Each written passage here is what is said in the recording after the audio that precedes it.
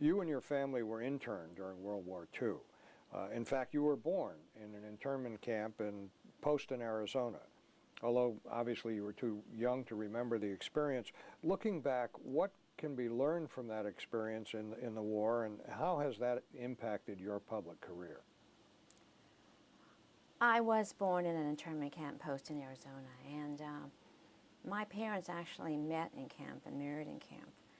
And I was born at the end of World War II, so I was probably 4 months old when they were allowed to leave the camp. But my parents never really spoke about it. And, you know, we were encouraged to be all-American in essence. I grew up in a small town, very active in all the activities, ran for office and participated in everything. And so for me it was, they wanted the American dream for me. To a certain degree, in a sense because they didn't get theirs. And they also didn't want me to have any chip on my shoulder or any feeling that I had any burdens on me. They were wonderful in that regard. And my father, he didn't really speak about it until after they started talking about the Redress Act and what could happen. He really didn't believe that anything could happen. But we started talking about it then. And it was really remarkable because he obviously was born and raised in this country. And his father came to this country as a young man, and well, actually he wasn't a young man, he was probably middle-aged, and married a young woman. And they had 2 children, but the whole family was, it was during the flu, and I guess the Spanish flu, whatever it was, in the 20s, or whenever it was, when the whole family got sick. My father's mother passed away. He was 5, and his brother was 2. So my grandfather essentially raised them. He never married. They were in Southern California, and they had a nursery. And my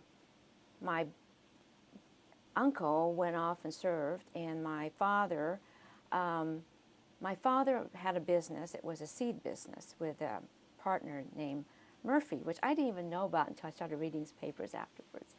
And it's interesting because they first did an initial evacuation to the Central Valley, and then they went to Poston. And it was interesting because I didn't know a lot about these things.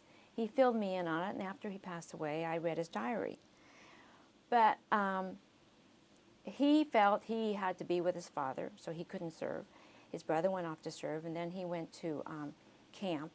My mother's family, she was also born and raised here, and her parents were more fortunate in the sense that he was a fairly successful farmer. He owned land, in my mother's name, obviously, because he couldn't own land. And so when they had to leave, they had some wonderful friends, and I believe their name was the Sorensen family.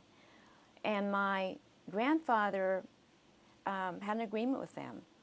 Please live in our home and take care of it.